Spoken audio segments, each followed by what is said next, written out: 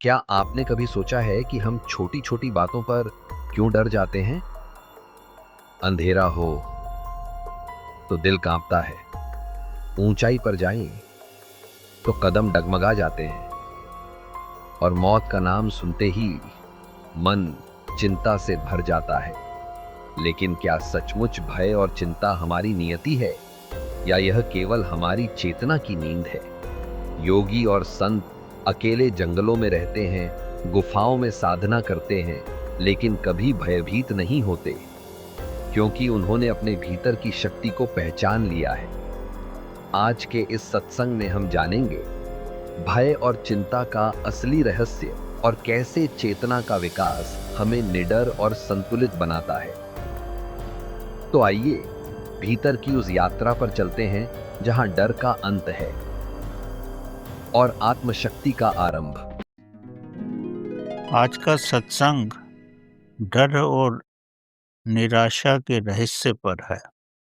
अंग्रेजी भाषा में mystery of fear and worry. व्यक्ति जब इस संसार में रहता है, सांसारिक कार्य करता है या संसार में किसी भी अवस्था में रहता है, तो उसके अंदर अक्सर डर और निराशा रहती है। डर और निराशा उस व्यक्ति के अंदर नहीं रहती जो परमात्मा के साथ भली भांति जुड़ा हुआ है या जो प्रभु भक्ति में रहता है, या दूसरे रूप में कहो जिसका चेतना का विकास हो चुका है, वो किसी भी अवस्था में डर और निराशा में नहीं रहता। लेकिन साधारण व्यक्ति संसार में अक्सर डर और निराशा में रहता है। छोटी छोटी बातों से डर जाता है, फिर निराश हो जाता है। ये सब सांसारिक अवस्थाएं हैं।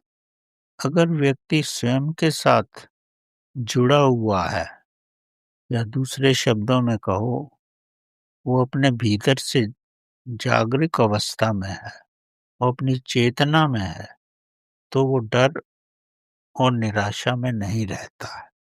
क्योंकि भीतरी अवस्था जो है वो परमात्मा की अवस्था है। जब आप परमात्मा के साथ हो तो डर और निराशा का तो प्रश्न ही नहीं।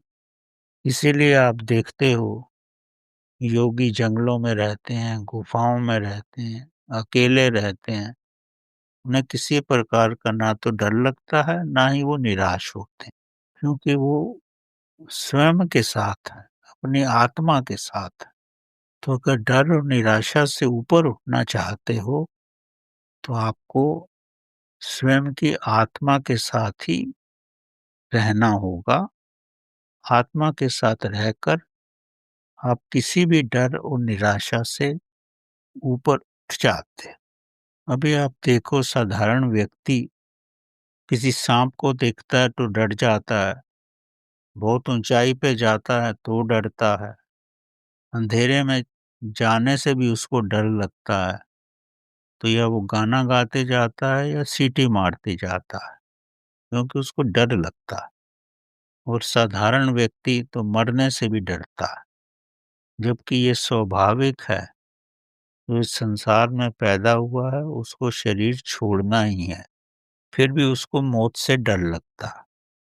क्योंकि जिस अवस्था में भी आप पले हैं, बड़े हुए हैं, उस अवस्था का बड़ा प्रभाव रहता है। डर का प्रभाव जानवरों में भी होता है। पक्षी किस अवस्था में रहते हैं, उनको उस अवस्था से भी भय लगने लगता है। हालांकि उनमें हर प्रकार की योग्यता हो सकती है, पर उनकी अगर परिस्थितियां ठीक नहीं हैं तो वो डर में ही रहेंगे। मैं एक छोटी सी घटना आपको सुनाता हूँ। एक पेड़ में ऊपर चील का घोंसला था और उसी पेड़ के नीचे मुर्गियां रहती थी। एक बार बहुत तेज हवा का झोंका आया तो चील के घोंसले का एक अंडा जो था मुर्गियों के पिटारे में आ गिरा। अब उसमें और भी मुर्गियों के अंडे थे, तो चील का अंडा भी वहां आकर गिर पड़ा, टूटा नहीं। जब मुर्गा आया तो उसने देखा बड़ा सुंदर अंडा है, तो जैसे वो दूसरों के अंडों पे बैठता था, इस पे भी बैठा, तो छोटी-छोटी की मुर्गियाँ निकल आई और चील का बच्चा भी निकल। अब चील का बच्चा जो था, मुर्गियों के साथ ही, मुर्गी के बच्चों के साथ ही बड़े होने लगा। मुर्गी के बच्चे तो थोड़ी दूर तक ही जाते हैं और थोड़ा ही 5-6 इंच ऊपर उड़ते हैं और फिर नीचे आ जाते हैं। तो चील का बच्चा भी जैसे मुर्गियाँ थी वैसे ही करने लगा, अपना स्वभाव भूल ही गया, क्योंकि वो अपनी परिस्थिति में नहीं था। हालाँकि उसके अंदर योग्यता तो थी, पर उसको परिस्थितियाँ ऐसी थी कि वो अपनी योग्यता को नहीं समझ सका। वैसे कुछ वक़्त गुज़रता गया, तो एक बार आकाश में चलती हुई चील ने देखा कि चील का छोटा बच्चा मुर्गियों के साथ है। उसको बड़ा आश्चर्य हुआ, ये उड़ भी नहीं पा रहा है। उसने 1-2 बार इसको देखा और एक बार चील बड़ी थी, इसको उठा के ले गई। लेकर के पहाड़ की चोटी पे ले गई इसको और उसके सामने उड़ने लगी, ताकि ये भी देखे कि वो भी चील जैसा है, उड़ सके। पर वो नहीं उड़ सका। थोड़ा बहुत प्रयत्न किया उसने, पर उसे सफलता नहीं मिली। तो चील के दिमाग में आया, अगर मैं इसको पहाड़ की चोटी से गिरा दूं, तो ये खुद ही पंख फड़फड़ाएगा और उड़ जाएगा। उसने ऐसा ही किया। उसने चील के बच्चे को पहाड़ की चोटी से धक्का दे दिया। थोड़ी देर तो वो नीचे लगा कि गिर रहा है, पर जैसे ही उसको भय लगा, तो उसने पंख फड़फड़ाने शुरू कर दिए। वो जैसे ही पंख फड़फड़ाने लगा, तो थोड़ी देर में वो उड़ गया। उड़ के फिर ऊपर आ गया। फिर उसको अच्छा लगा, तो जो 2-4 बार में ही उड़ना सीख गया। अब उसके अंदर तो योग्यता थी, पर बाहर की परिस्थितियों की वजह से वो अपनी योग्यता को समझ नहीं पाया। इसी तरह हम सबके अंदर आत्मा रूपी बीज रहता है। हम उस बीज को विकसित नहीं कर सकते, तो इसीलिए जीवन में डरते भी रहते हैं और निराश रहते हैं। जब हम अपनी चेतना रूपी बीज को विकसित कर लेते हैं, तो जीवन में हर प्रकार का भय और निराशा समाप्त हो जाती है। इसी तरह की एक छोटी सी कथा है। एक शेर का छोटा सा बच्चा किसी वजह से भेड़ों के ग्रुप में आ गया। भेड़ों की तरह ही रहने लगा। जैसे भेड़ें खाती थी वैसा ही खाने लगा। तो एक दिन भेड़ों के सामने शेर आया। सब भेड़ें इधर-उधर हो गई। तो शेर ने देखा, ये तो शेर का बच्चा है। ये भेड़ों के साथ क्या कर रहा है? अब उसको वो कैसे समझाए? तो शेर उस बच्चे को लेकर के तालाब के किनारे गया। तो शेर के बच्चे ने देखा कि वो तो वैसा ही है जैसे ये बड़ा शेर है। तब उसको एहसास हुआ कि वो भेड़ नहीं है, वो शेर ही है। तो शेर ने उसको अपने प्रकार का भोजन दिया। शेर के बच्चे को बहुत अच्छा लगा और उसके अंदर की जो शेर रूपी चेतना थी, वो विकसित हो गई और वो वास्तविक शेर ही बन गया। अपनी परिस्थितियों से ऊपर आ गया। तो अक्सर आपके अंदर जो योग्यता होती है, समय आने पे वो प्रकट हो जाती है। मनुष्यों में ये योग्यता छिपी नहीं रह सकती। लोकमान्य तिलक, जिन्होंने स्वतंत्रता संग्राम में अपना महान योगदान दिया है, जिन्होंने ये नारा लगाया था कि स्वराज्य हमारा जन्म सिद्ध अधिकार है। तो उनके बचपन की एक घटना बड़ी हृदय स्पृशनीय घटना है। उससे ही लगता है कि ये बालक बड़ा होकर के कोई भी बड़ा कार्य करने में समर्थ हो जाएगा। एक बार स्कूल में जब क्लास टीचर क्लास में नहीं आया था, तो आज से कम 70-80 साल पुरानी घटना है, बल्कि ज़्यादा ही। उस समय बच्चे जो थे क्लास में बैठ के मूंगफलियां खाते थे और वहीं क्लासरूम भी गंदा कर देते थे। आजकल तो ऐसा नहीं होता, लेकिन पहले ऐसा ही था। मूंगफली तो बादाम की तरह खाई जाती थी, उसमें पौष्टिक तत्व ज़्यादा रहते थे, तो माँ बाप भी बच्चों को वही दे देते थे। तो बच्चे क्लास में आकर के खाते थे और वहीं पे मूंगफली के छिलके कक्षा को गंदा भी कर देते थे। तो एक बार अध्यापक क्लास में आया तो उसने देखा सारा क्लास का जो फर्श है, सब पे मूंगफली के छिलके पड़े हुए हैं। उसे बड़ा क्रोध आया और उसने सब बच्चों को, आजकल तो डंडे मार के दंडित नहीं किया जाता, हमारे समय में बच्चों के हाथों पे डंडे मारे जाते थे। तो वो डंडा लेके आया और बच्चों को लाइन में खड़ा करके हर एक को 2-2 डंडे हाथ पे मारने लगा। जब लोकमान्य तिलक भी क्लास में ही थे, जब उनकी बारी आई तो उन्होंने हाथ आगे नहीं किया। अध्यापक ने बड़ा क्रोध दिखाया, तो उन्होंने बोला, मैं क्यों हाथ आगे करूं? मैं तो मूंगफली घर से लाता ही नहीं और ना ही मैं क्लास में खाता हूँ, तो मैं क्यों दंड स्वीकार करूं? तो अध्यापक उसकी ये मानसिक शक्ति देख करके बड़ा प्रसन्न हुआ। इस बालक में कितनी आंतरिक शक्ति है। जब उसने गलती नहीं की तो दंडित होना भी स्वीकार नहीं किया। तो उनके बचपन की घटना ये प्रदर्शित करती है कि वो किसी भी अनावश्यक कार्य को बर्दाश्त नहीं कर सकते थे। इसी प्रकार जब वो बड़े हुए, जल्दी ही उनके माता पिता का देहांत हो गया। माता पिता की छत्र छाया हट गई, वो राजनीति में आ गए और अपने चारों तरफ हर प्रकार के दुराचार को देख के उनका मन बड़ा दुखी होता था। उन्होंने बड़ी सभाएं आयोजित की, भाषण दिए और धीरे धीरे अंग्रेजी सत्ता के विरुद्ध में खड़े हो गए। उनको जेल भी हुई, क्योंकि उनका बचपन से ही आंतरिक विकास था। वो पैदा ही हुए थे महाचेतना को लेकर के, तभी वो बाल अवस्था में ही किसी के भी दुर्व्यवहार को नहीं सह सके।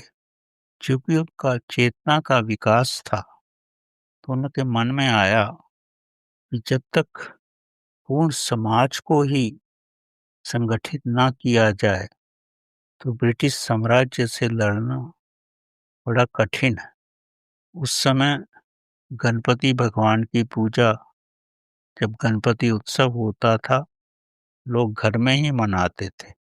तो इन्होंने सामाजिक रूप से इसका अनुसंधान किया और आज जितने भी हम महाराष्ट्र में या और जगह गणपति भगवान का इतना प्रयोजन देखते हैं, तो ये लोकमान्य तिलक का ही किया हुआ है। इससे भारतीय जनता एक साथ संगठित हो गई और ब्रिटिश साम्राज्य के विरुद्ध में खड़ी हो गई।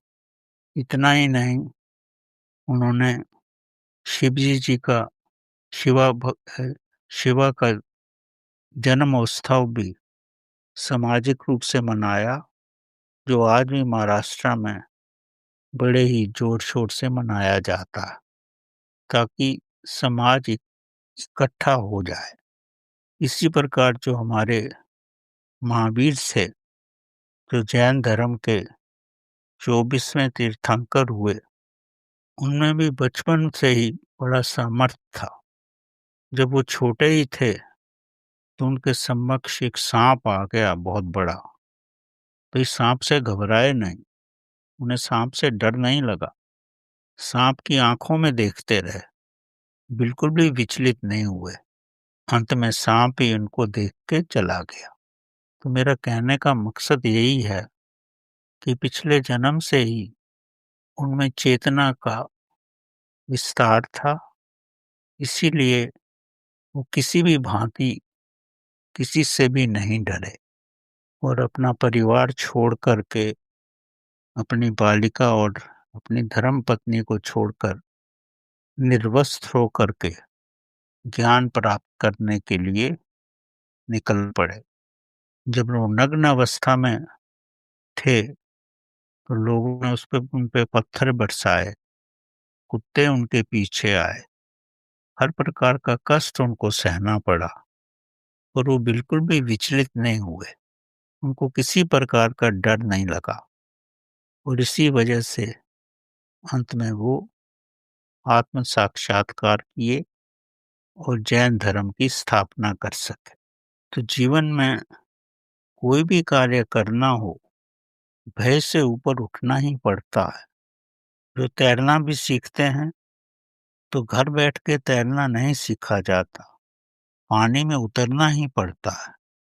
पहली बार व्यक्ति डरता है, पर जैसे ही पानी में उतरता है, हाथ पैर हिलाता है, उसका डर समाप्त हो जाता है। उसकी चेतना का विकास हो जाता है कि डर से कुछ भी नहीं सीखा जा सकता। अगर आप ध्यान में भी जाना चाहते हो, तो जैसे ही ध्यान की अवस्था में आओगे, आपके अंदर के सब विचार या भावनाएं, कामुक विचार, सब आपको पीड़ित करेंगे। अगर आप उससे घबराए नहीं, तब धीरे धीरे ध्यान की अवस्था में जाकर परमात्मा को पा सकते हो। अब छोटा बच्चा भी जब चलना सीखता है तो डरता है खड़े होने में, दो चार बार गिरता है और फिर अपने आंतरिक भावना से, आपकी अपने आंतरिक चेतना से चलना सीख लेता है। बच्चा इतना निडर होता है, और बच्चे के सामने सांप भी आ जाए तो बच्चा सांप का मुंह अपने हाथ से इतनी जोर से पकड़ता है कि सांप अपने को नहीं छुटा सकता, क्योंकि वो अचेतन रूप से भी निडर है। क्योंकि बाल अवस्था में ही हर व्यक्ति के अंदर चेतना होती है, चेतना केवल बीज रूप में रहती है, और अवचेतन अवस्था में तो उसमें बहुत शक्ति होती है। जो पहाड़ से ग्लाइड्स भी करते हैं, वो भी चेतना की महाशक्ति से ही पहाड़ से छलांग मारने में बिल्कुल भी नहीं डरते। गुरु गोविंद सिंह ने भी अपने 4 बालकों का की जो कुर्बानी दी थी, वो उनकी निडर अवस्था थी, और उनके बालक भी मरने से बिल्कुल भी नहीं डरे। धन भी वही कमा सकता है जो व्यापार में धन लगाने पे ना डरे। जो डरता है वो धन भी नहीं कमा सकता। डर छोड़ना ही पड़ता है। अगर एक राजकुमार को राजा बनना है, तो वो अपना घोड़ा लेकर भी पानी में छलांग मार देता है, मौत से नहीं डरता, और अंत में सिंहासन हासिल करता है। जो डर जाता है वो कुछ नहीं प्राप्त कर सकता। कुछ प्राप्त करने के लिए निडर होना अत्यंत आवश्यक है, और निडर होने के लिए स्वयं की आत्मा के साथ होना व्यक्ति को पूर्ण शक्ति देता है। आपने राजा राम मोहन राय का नाम सुना होगा। उन्होंने सती प्रथा के लिए, उस समय जब पति का देहांत होता था तो स्त्रियों को सती बनना पड़ता था, मतलब उसे भी आग में जलना पड़ता था। उनकी अपनी भाभी को भी आग में जलना पड़ा। तब उन्होंने सती प्रथा को खत्म करने के लिए बड़ी निडरता से सारे समाज के अगेंस्ट में जाकर इस प्रथा को खत्म किया और अंग्रेजों के ज़माने में इस कानून को भी बनवाया। अंत में उन्होंने ब्रह्म समाज की भी स्थापना की। ये तभी मुमकिन हो सका जब वो किसी प्रकार के भी डर से ऊपर आ गए। उन्हें स्वयं के मरने का भी डर नहीं था। हमारे समाज में महाज्ञानी चाणक्य पैदा हुए थे, जिन्होंने साम, दाम, दंड भेद की नीति शुरू की थी। उन्होंने चंद्रगुप्त मौर्य को इस योग्य बनाया ताकि वो राज कर सके। चंद्रगुप्त मौर्य की उन्होंने कई रूप में परीक्षा ली ताकि वो निर्धारित कर सकें कि उसमें किसी प्रकार का डर नहीं है। उन्होंने अंतिम परीक्षा ऐसे ली कि एक पिंजरे में शेर था और चंद्रगुप्त मौर्य को बोला कि अगर तू इस शेर को बाहर निकाले तो ही मैं तेरे को अपना शिष्य बनाऊंगा। चंद्रगुप्त मौर्य उस समय 15 वर्ष के ही थे। उन्होंने सोचा, अगर मैं पिंजरे का दरवाजा खोलता हूं तो शेर मुझे खा जाएगा। लेकिन प्रभु ने उनको इतना चेतना का विकास प्रदान किया हुआ था और उसका बुद्धि विवेक इतना प्रखर था।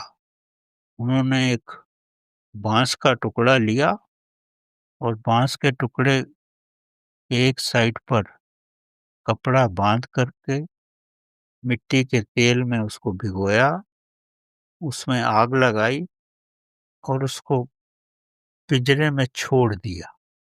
अब शेर तो पिंजरे के अंदर और आग जल रही। शेर को गर्मी लगी, शेर बेचैन हो गया और पिंजरे की ऑक्सीजन भी खत्म हो गई। तो शेर अंदर ही बेहोश हो गया और बेहोश होने मात्र से ही पिंजरे का दरवाजा खोला गया और शेर को मृत पाया गया। आपने गैलीलियो का नाम सुना होगा। बड़े ही निडर वैज्ञानिक थे। उन्होंने उनके समय में ये समझा जाता था कि पृथ्वी स्थिर है और चांद और सूरज उसके अराउंड घूमता है और बाइबल इसी को मानती थी। जितने भी क्रिश्चियंस थे उनका भी यही विश्वास था। लेकिन इन्होंने ये स्थापित किया, सूर्य अपनी जगह पे है और पृथ्वी ही सूर्य के चारों तरफ घूमती है। लेकिन इसको आज सो आज से 4000 साल पहले कोई इसको मानने को राजी नहीं हुआ और गैलीलियो को दंडित किया गया, इनको अपमानित किया, इनको जेल भी दी गई, और वो किसी चीज से घबराए नहीं और उन्होंने स्थापित ऐसा ही किया कि सूर्य ही अपनी जगह पे है और पृथ्वी उसके चारों तरफ घूमती है। तो कई सालों के संघर्ष के बाद क्रिश्चियनिटी ने इसको माना और इनको सम्मानित किया। इनमें चेतना का इतना विकास था, ये अपनी चैतनिक शक्ति से सारे समाज से भी लड़ सके। जब व्यक्ति में चेतना का विकास होता है तो किसी भी रूप से भयभीत नहीं होता। लोकमान्य तिलक को 6 वर्ष की जेल हो गई, पर जेल में भी वो निराश नहीं हुए। जेल की छोटी सी कोठरी में बैठ कर के उन्होंने गीता रहस्य को लिखा, क्योंकि जो व्यक्ति डरता नहीं है उसमें निराशा भी नहीं आती। जैसी भी परिस्थिति होती है उसमें ही कोई ना कोई रचनात्मक कार्य करता है और उनका गीता रहस्य इतना प्रसिद्ध हुआ कि आज भी सब भारतीय उनका जय जयकार करते हैं। इसी तरह अरबिंदो को भी जेल हो गई, पर वो भी निराश नहीं हुए। जेल की छोटी सी कोठरी में रहकर, जबकि वो अपना सिर भी ऊपर नहीं कर पाते थे, वहाँ बैठ कर के उन्होंने सब शास्त्रों का अध्ययन किया, पुराणों का अध्ययन किया और अंत में पौंडीचेरी में महा महान आश्रम की का स्थापना की। ये चैतन्य का ही विकास था जो व्यक्ति को निराश नहीं करता, क्योंकि जो शक्ति होती है, क्रोध, काम, निराशा, ये सब एक शक्ति है। इस शक्ति का रूपांतरण करके ही आप कोई भी महान कार्य कर सकते हो। जैसे बिजली को आप किसी भी रूप में प्रयोग कर सकते हो, उससे पानी भी गर्म कर सकते हो, उससे आग भी लगा सकते हो, उससे मशीनें भी चला सकते हो। तो चिंता भी चिंता और निराशा भी एक शक्ति है, जैसे क्रोध एक शक्ति है। अगर उसका रूपांतरण करो आप, तो कोई भी महान कार्य किया जा सकता। अब गांधी जी को भी कितनी बारी जेल हुई और उन्होंने अपना सारा साहित्य जेल में ही लिखा। उन्होंने कभी निराशा महसूस नहीं की और इस शक्ति को ही एक क्रिएटिव शक्ति में चेंज किया और समाज को एक दिशा दिखाई। जो न्यूटन एक बहुत बड़े वैज्ञानिक हुए हैं, उन्होंने ग्रेविटी का आविष्कार किया, पर उस समय उनके आविष्कार को स्वीकार नहीं किया गया, पर वो विचलित नहीं हुए। इस आविष्कार को छोड़ करके फिर उन्होंने कैलकुलस का आविष्कार किया कि जैसे चांद पृथ्वी के चारों तरफ घूमता है, पर टकराता क्यों नहीं। कैलकुलस के आविष्कार से उन्होंने स्थापित किया कि कैसे ये मुमकिन हो सकता है। पर कुछ समय के बाद जब उनका ग्रेविटी का आविष्कार स्वीकार किया गया, उनका बड़ा जय जयकार हुआ। तब उन्होंने सोचा कि जहाँ ग्रेविटी होती है, जैसे वस्तुएं नीचे आती हैं, वैसे ही लेविटेशन भी होना चाहिए, चीजों को ऊपर भी उठना चाहिए। उसके आविष्कार के लिए उन्होंने आध्यात्मिकता का सहारा लिया, पर समय की कमी के कारण साइंटिफिक रूप से उसको स्थापित नहीं कर पाए। पर तिब्बत के योगियों ने लेविटेशन को करके दिखाया कि जैसे सेब नीचे गिरता है, वैसे व्यक्ति ऊपर भी उठ सकता है। ये भी चेतना की महाशक्ति है। तो यहाँ पर मेरे कहने का मकसद ये है, व्यक्ति को डर और निराशा से कभी भी विचलित नहीं होना चाहिए, निडर होना चाहिए और निराशा की शक्ति को एक सक्रिय शक्ति में परिणित करना चाहिए, ताकि उससे आप विज्ञान का अध्ययन कर सकें, कोई नई पद्धति विकसित कर सकें। ये सब शक्ति का रूपांतरण ही है। एक मारवाड़ी की कथा है कि एक राजा ने मारवाड़ी को दंडित किया और उनको अपने हाथियों को संभालने में लगाया। जब मारवाड़ी ने देखा कि हाथियों को संभालना, तो वो विचलित नहीं हुए, निराश नहीं हुए। अब मारवाड़ी तो किसी न किसी रूप में धन के रूप के कमाने की पद्धति ही जानता है। ये भी उसकी चेतना का विकास ही है। उसने देखा कि हाथी का गोबर जो है, इसमें तो बड़ी शक्ति है, इससे तो गद्दा बन सकता है। और राजा के पास कितने ही हाथी थे, सबका गोबर इकट्ठा करके कुछ व्यक्तियों की सहायता से उन्होंने गद्दा बनाया और साल भर में इतना धन कमा लिया जितना वो अपने व्यापार से भी नहीं कमाते थे।